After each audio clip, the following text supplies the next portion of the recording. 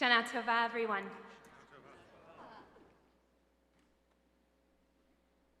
The seminal words of this High Holy Day season come in the height of the Amidah, with the power and awe of the Unatana Tokef. The powerful imagery of this giant tome, the book of our days, open before God, bearing the signature of every human being, quote unquote, as I read each year, time and again, out of that old red Gates of Repentance as a child.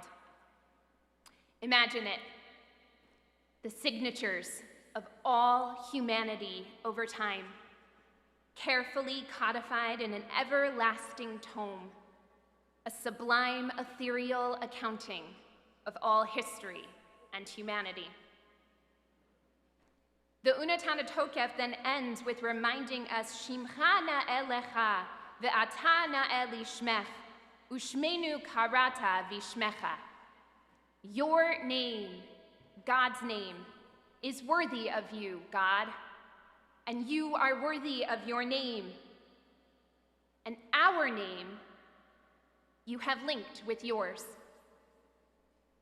In the notes to his formal translation of this prayer in the Prayer of Oz series, Dr. Joel M. Hoffman notes the Hebrew here, shame, entails name, but it also includes the notion of reputation.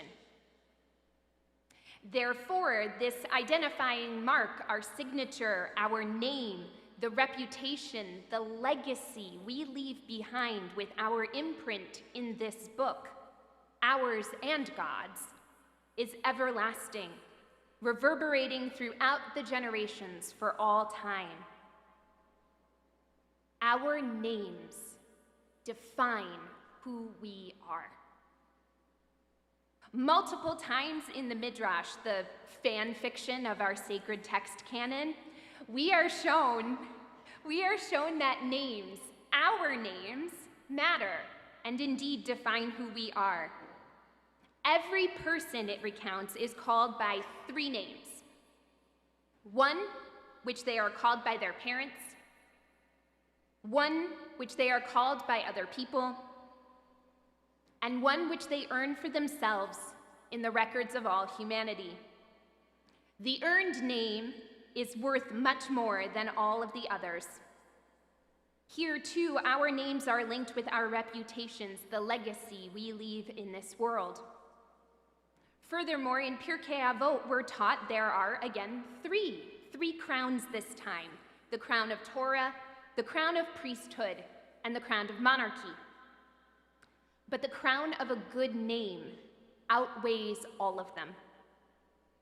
Like God's name in the Unatana Tokef, our name, the crown of our good name, our integrity and reputation are all encapsulated in, at minimum, just one single word: what we are called. For the past few weeks, as I have been beginning my time here with you, I have been hard at work, hearing and learning names, reminding myself of faces and the connections between peoples and families, and trying to deeply dive into the most important and powerful resource we have here at Toro: our relationships. So in return, as the newest member of our Toro clergy team, at the cusp of this brand new year, tonight, I'd like to take a few moments to introduce myself to all of you. Hi, I'm Lillian Kowalski. I go by Lily, and in my professional life as Rabbi K, I was ordained as a rabbi in 2019, and over the course of my life so far, I have been known by many other nicknames, not the least of which include things like my rabbinic moniker Real Sick or Basag, in high school, Liller the Killer Gorilla, and amongst my kiddos, my students, as Rabbi Safety, Rabbi Pizza, and more. But let's go back to that beginning, because to be honest, I rarely go by Lillian.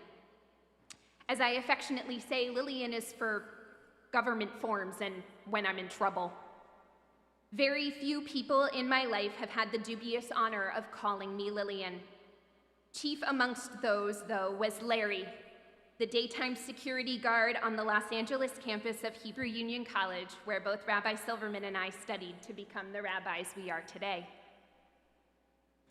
Larry was, among many things, an observer of humanity, a calm, quiet, aware, and dedicated individual. I never felt scared, intimidated, or concerned in his presence.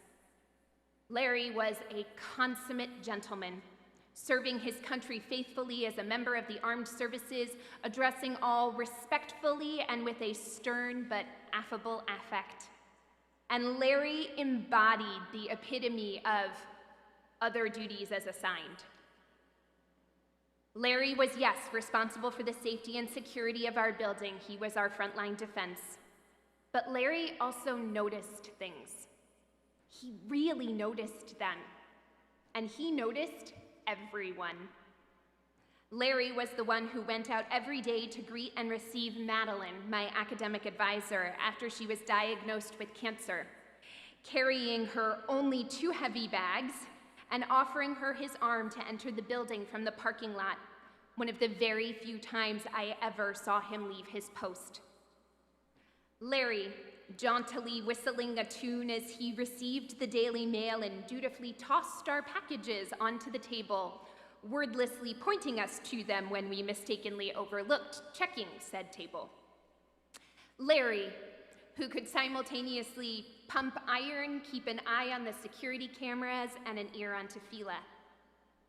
Larry, who almost never shared anything of himself, yet could see and realize so much about each of us, the students and the faculty. To Larry, I was the Energizer Bunny, dressed in shockingly bright pink, rarely sitting, always moving, fast, and refusing to stop unless compelled. Larry knew me as Lillian, mostly because that was the name he always saw in my packages, and I received a lot of packages at school. But seeing me after hours during those long days of studying, when it was sometimes easier and more convenient to stay put than to go home, Larry understood me, even in the little that Larry knew me. "Go home," he admonished me one night as I was on campus late studying. "You spend too much time here." Another day, when I walked out of Tefillah on a particularly hard day, he cajoled me. "Get back in there. You need this more than anyone else in that room." "How do you know that?" I retorted back. "Because I know you," he merely replied. "I see you here all the time." Larry did know. He knew a lot, and he knew me. And Larry cared. No matter how much or how little I shared with him, how much or how little he knew about me or I of him, he understood me, and he recognized me. And I miss him dearly for that, for he died unexpectedly in 2022. I meant to, but I never got to tell him what he meant to me or to thank him. I always intended to go back and visit, but we all know how that goes. I hope he knew. I truly hope he did. When someone, usually out of formality, does call me Lillian, it reminds me of Larry. Just hearing this version of my name recalls his best qualities and helps me remember to honor his legacy by noticing the little details or going out of my way to help someone. But it is not just how we are called that brings us back to our core values. Many of our names were given to us or chosen by us because of their meaning or their legacy. Lillian, as a name, was bequeathed to me in honor of my great-grandmother, my mother's paternal grandmother. Grandma Lillian was an extraordinary baker. Her challah recipe, with minor adaptations, is the one my mother still uses to this day. My mother can recall Grandma teaching her to make pie, a gift she shared with me my last year in rabbinical school exactly this time of year. Bread is finicky and hard.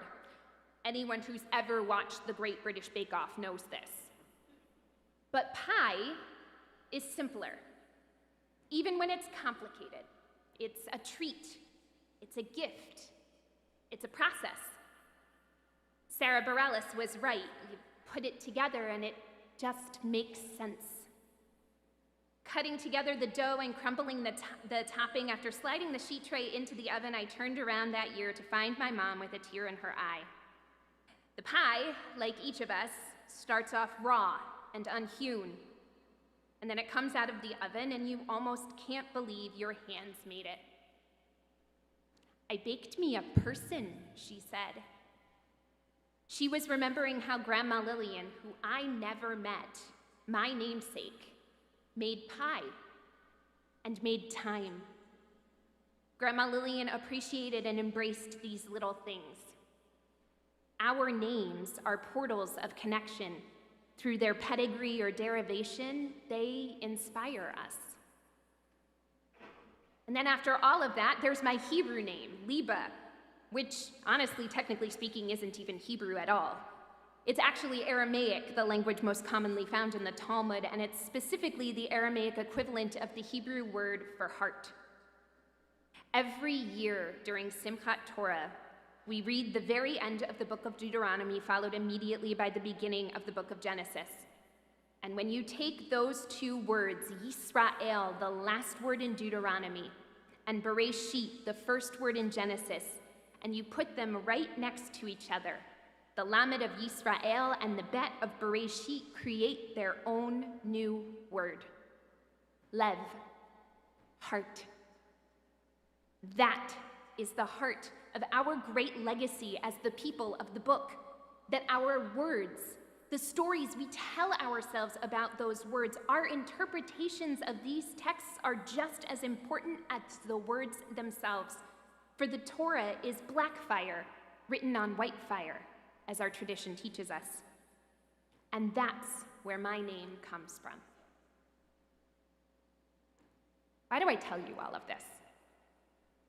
Yes, so in the continual introduction to the community, you get to know a little bit more about me and who I am, the memory and the legacy that I hold, the heritage I hope to impart. But also to reflect, to turn back and ask the same of you, as I have done many times over the last few months, with all the depth and earnestness I honestly intended with that question. What's your name? Who are you?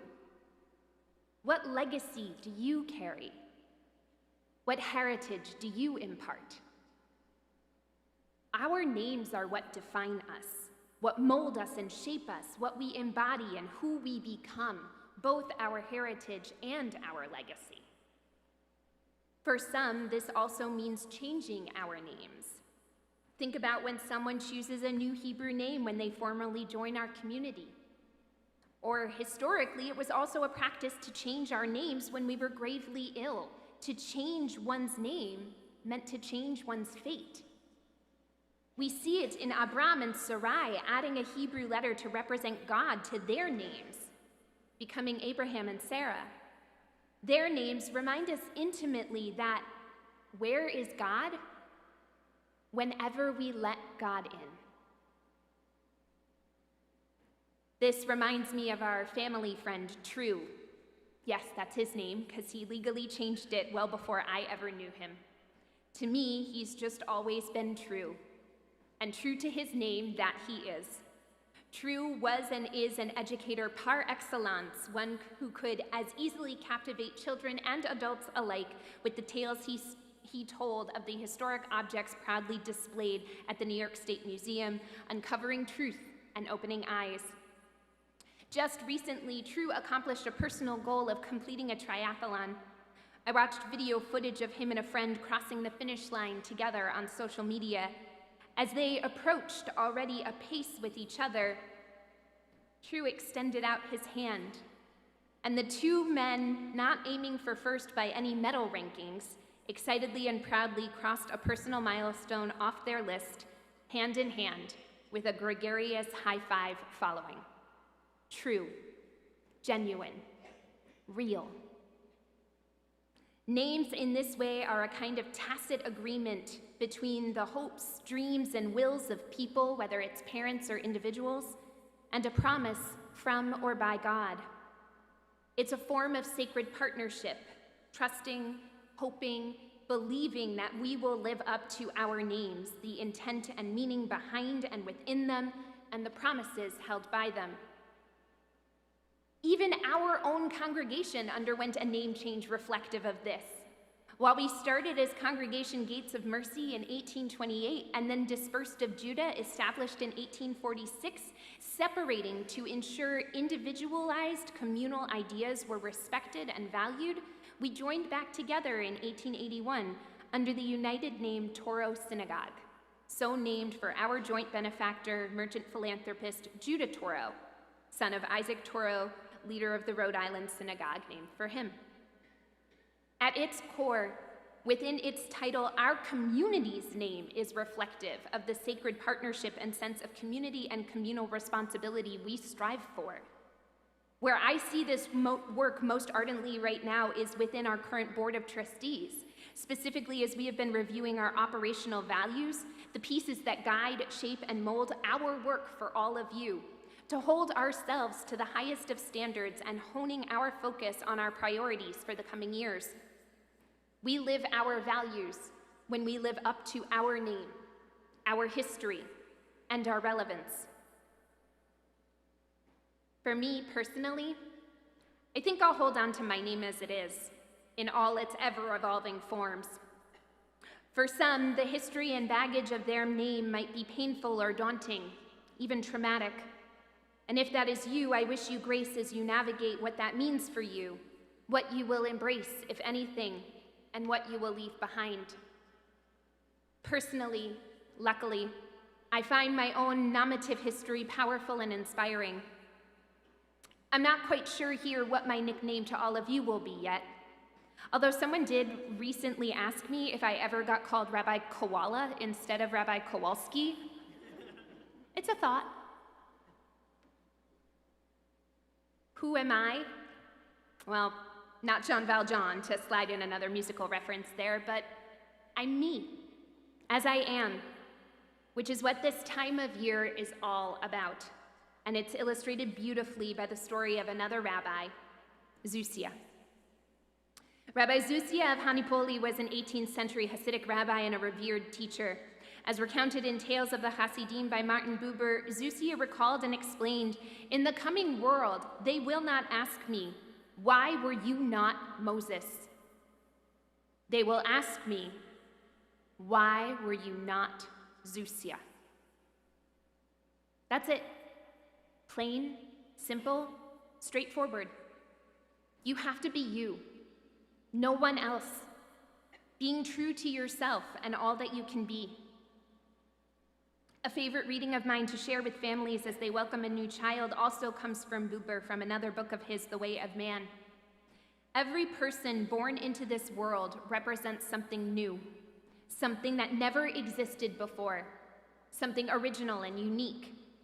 It's up to us to know and recognize that this new person is unique in the world, a singular character and personality, and that there has never been anyone like this person before. For if there had been, there would be no need for this new life to be in the world. Isn't that the hope, the promise, the quite possibly singular message, especially of this time of year? Jewish singer-songwriter Naomi Less begins her version of the priestly blessing with which we traditionally bless children every Friday night, as you all are very aware, with the line, "May you be, most importantly, like you." That's my hope for all of us this year. There already was a Larry and a Lillian Schulman and a Buber and a Zusia, for that matter. There's a Rabbi Bowman and a Rabbi Silverman and a Cantor Margolius. We don't need to be any of them. For indeed, if we were, as I just shared, there would be no need for us to be here. And yet, here we are. So in this new year, go, grow, be, learn a new name, someone else's and your own. Mine is Rabbi Lillian Kowalski. I go by Lily. I'm also known as Rabbi K. It's so nice to meet all of you.